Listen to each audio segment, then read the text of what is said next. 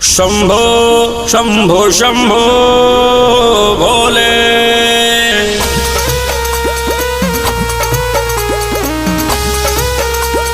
शंभो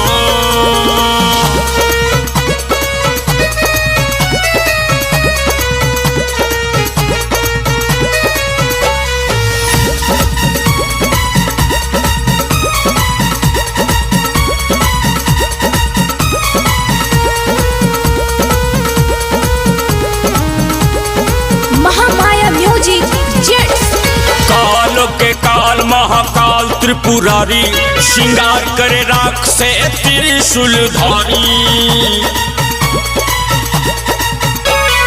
काल के काल महाकाल त्रिपुरारी, श्रृंगार करे राख से त्रिशूलधारी। ओकरे दम पर टिकल समाना, हम वक्रे भेला दीवाना। खेने भागे शिव भेल मगन, बम भोले बम भोले बम बम बम। बम भोले बम भोले बम बम बम बम बम बम भोले बम भोले बम बम बम। बम भोले बम भोले बम बम बम।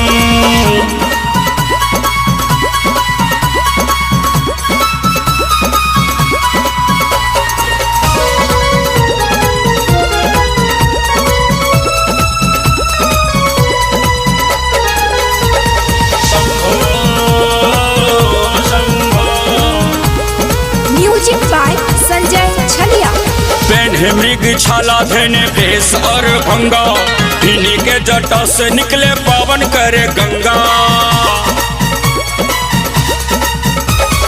पेन्हे मृग छाला धने भेष और भंगा, इन्हीं के जटा से निकले पावन करे गंगा। दुनिया बचावे वो पीके विष प्याला, देखे में वो लागे भोला भाला। शिव भक्त के न सतावे कोनो गम, बम भोले बम भोले बम भोले बम। बम भोले बम भोले बम बम बम। बम भोले बम भोले बम भोले बम। बम भोले बम भोले बम बम बम।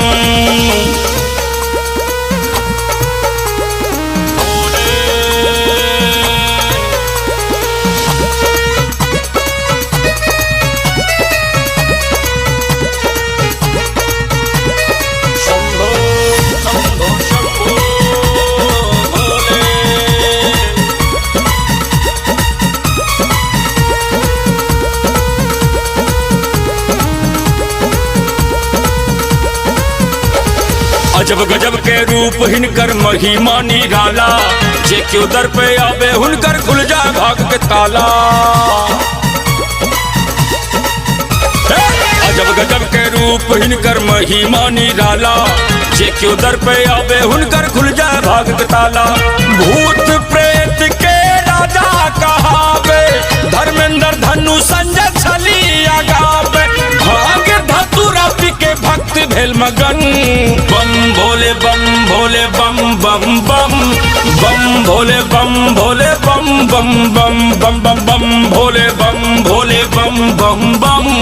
बम भोले बम भोले